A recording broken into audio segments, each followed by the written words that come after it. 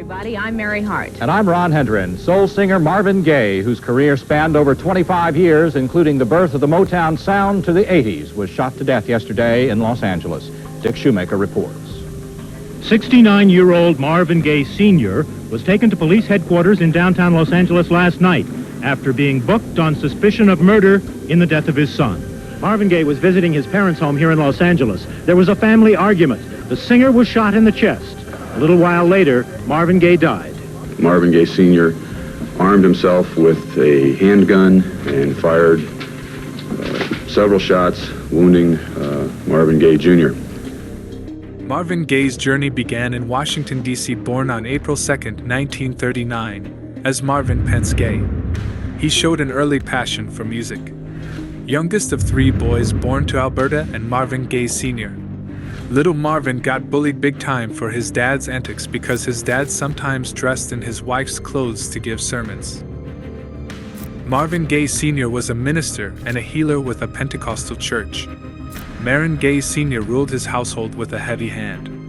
He was also a conflicted and complicated man. He couldn't hold down a job very long. He was a raging alcoholic. He also abused his children often in the name of religion, and he dealt his harshest punishments on Marvin Gaye Jr. Marvin Jr. said that living with his father was like living with a king, an all-cruel, changeable, cruel, and all-powerful king.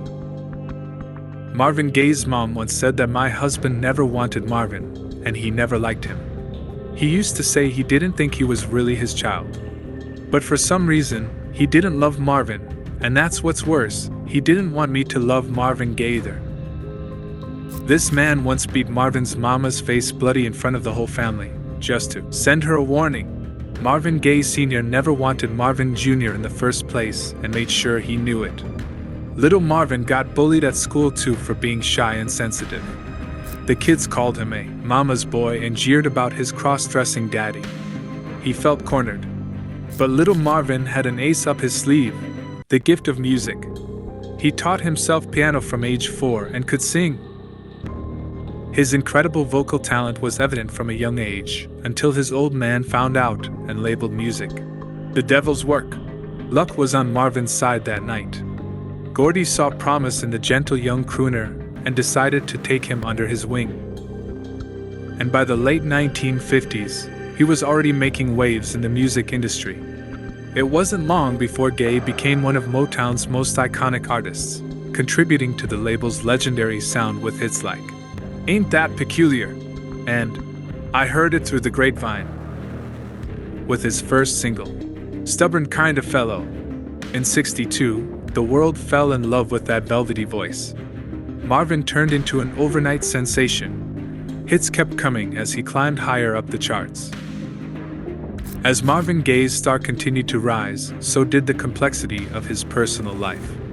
Despite his professional success, his marriage to Anna Gordy, the sister of Motown founder Berry Gordy, faced numerous challenges. The pressure of fame, coupled with the tumultuous relationship, took a toll on Marvin's mental health. Marvin's fragile self-esteem sank lower by the day. He felt worthless, like he was never enough. He had developed a nasty cocaine habit and was now using drugs on the daily.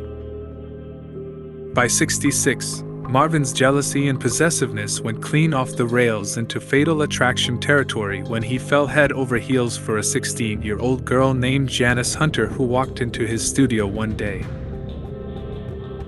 By the early 70s, Marvin had it all on paper: fame, fortune, a growing family. But behind the scenes, he was barely keeping it together. Marvin Gaye's music took a significant turn as he began addressing social and political issues. Albums like What's Going On showcased his deep concern for the world's problems, tackling topics like war, poverty, and environmental issues. This marked a pivotal moment in his career, as he used his platform to advocate for change. Marvin Gaye's personal struggles escalated, leading to a bitter divorce from Anna Gordy in 1977. The legal battles that followed left him financially strained. Marvin, in an attempt to resolve his financial issues, moved to Europe. However, the move only exacerbated his emotional distress. At this time, Marvin is struggling between his two extremes, angel and devil. For every divine album he birthed contrasted a destructive binge. His lows grew more life-threatening, while the iconic high points rose too. In the early 1980s, Marvin Gaye returned to the United States, hoping to revive his career. Unfortunately, his personal problems continued to mount. Marvin Sr. stood scowling on the sidelines, resentful as ever and drunk on vodka all day. Biding his time before the final confrontation he'd waited years for with the boy who took everything from him. A strained relationship with his father, Marvin Gaye Sr., added to the turmoil. The tension within the family reached a breaking point.